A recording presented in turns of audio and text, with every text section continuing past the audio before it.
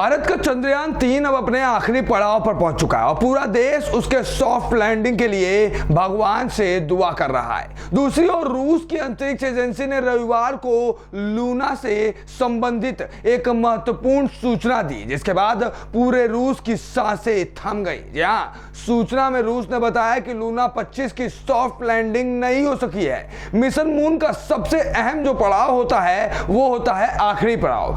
चंद्रमा की सतह पर सॉफ्ट लैंडिंग अहम है और यह अपने आप में सबसे जटिल प्रक्रिया भी है। इसकी वजह है कि धरती से चांद जितना सॉफ्ट दिखता है वह असल में उतना सॉफ्ट होता नहीं है। चांद पर मौजूद क्रेटर बहुत गहरे हैं और इन गहरे गड्ढों के अंदर भी कई गड्ढे मौजूद हैं। ऐसे में यहाँ सॉफ्ट लैंडिंग बहुत मुश्किल होती है। तो आइए समझते हैं कि चंद्रमा पर लैंडिंग क्यों महत्वपूर्ण है और आखिर क्या होती है सॉफ्ट लैंडिंग और आखिर कैसे लूना ने चंद्रयान के सामने अपना दम तोड़ दिया। इस रिपोर्ट में हम इन सभी बातों पर खुलासा करेंगे। इस वीडियो को अंत तक जरूर देखिएगा, अपनी राय प्रतिक्रिया कमेंट बॉक्स में जरूर रखिएगा। सबसे पहले हम ये जानते हैं कि आखिर रूस का जो लूना 25 था वो कैसे क्रैश हो गया।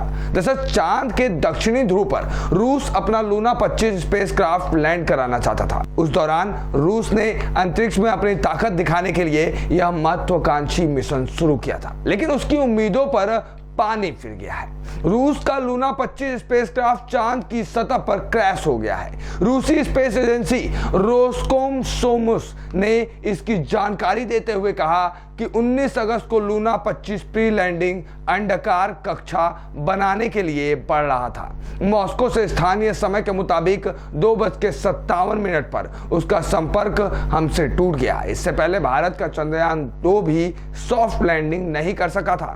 ऐसे में चांद की सतह पर आखिर सॉफ्ट लैंडिंग कैसे होती है जिसमें इतनी परेशानी होती है, चलिए वो भी दिखाते हैं। इसरो के वरिष्ठ वैज्ञानिक ने एक मीडिया चैनल पर बताया कि जब लैंडर प्रोपोल्शनल मॉड्यूल से अलग हो जाता है तो यह धीरे धीरे चांद की सतह के करीब जाने लगता है। चांद पर अपना स्पेसक्राफ्ट भेजने वाले किसी भी देश के लिए आखिर का यह वक्त सबसे महत्वपूर्ण होता है। प्रोपोर्शनल मॉड्यूल से लैंडर के अलग होने के बाद वह नीचे की ओर जाने लगता है। इस दौरान लैंडर की गति 3 मीटर प्रति सेकंड के मुताबिक कम करना होता है। इसी साल जापान का हुकुतो आर लैंडर क्रैश हो गया था। लैंडर क्रैश होने की वजह गलत गणना ही थी।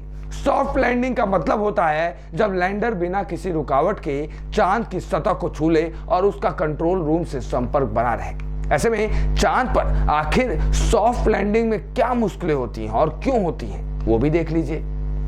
दरअसल चांद पर सॉफ्ट लैंडिंग बेहद मुश्किल है। खास तौर पर इसके दक्षिणी ध्रुव में लैंडिंग कराने में अब तक कई देश फेल हो चुके हैं। भारत का चंद्रयान 3 भी दक्षिणी ध्रुव पर ही लैंड करने वाला है। दक्षिणी ध्रुव पर और पूरे चांद पर कई बड़े बड़े और गहरे गड्ढे मौजूद हैं। इसके अलावा चांद की सतह पर मौजूद इन गड्ढों में भी कई गहरे गड्ढे हैं, यानी कि गड्ढों के अंदर गड्ढे हैं। चांद पर सॉफ्ट लैंडिंग के लिए एक ही वक्त में कई महत्वपूर्ण उपक्रमों का बिल्कुल सटीक चलना जरूरी होता है। इसमें से एक भी चूका तो पूरा मिशन फेल होना तय है। यही लूना के साथ हुआ। सॉफ्ट लैंडिंग के लिए उतरने के लिए पिन पॉइंट नेविगेशन गाइडेंस, सटीक फ्लाइट डायनेमिक्स, एक समतल जगह की जानकारी, सटीक समय पर थ्रस्टर का चलना और सही समय पर थ्रस्टर की गति को कम करना जैसे तत्व शामिल होते हैं। अब लूना कैसे तबाह हुआ और क्या परेशानियां होती हैं चांद पर लैंडिंग की वो तो हमने दिखा दी,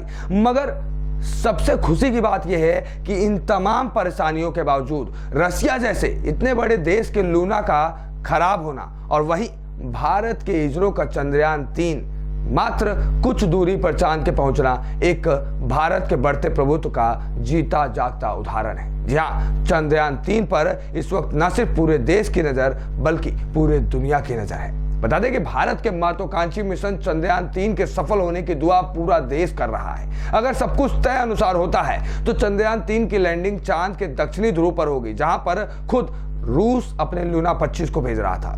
भारत इसके साथ ही इतिहास रच देगा और दक्षिणी ध्रुव पर पहुंचने वाला पहला देश बन जाएगा। रूस का लूना 25 भी दक्षिणी ध्रुव पर ही लैंड करने वाला था, लेकिन अब क्रैश होकर रेस से बाहर हो गया है। चंद्रयान 3 की सफलता पर सिर्फ भारत ही नहीं बल्कि पूरी दुनिया की ही नजरें टिकी हुई हैं। ऐसे में भारत के इस मिशन पर आप अपनी राय प्रतिक्रिया जरूर रखिएगा और हमने जो आपके सामने जानकारी पेश की उस पर आपका क्या सोचना है हमें जरूर बताएगा। ए न्यूज़ टुडे से विश्वेश तिवारी की रिपोर्ट।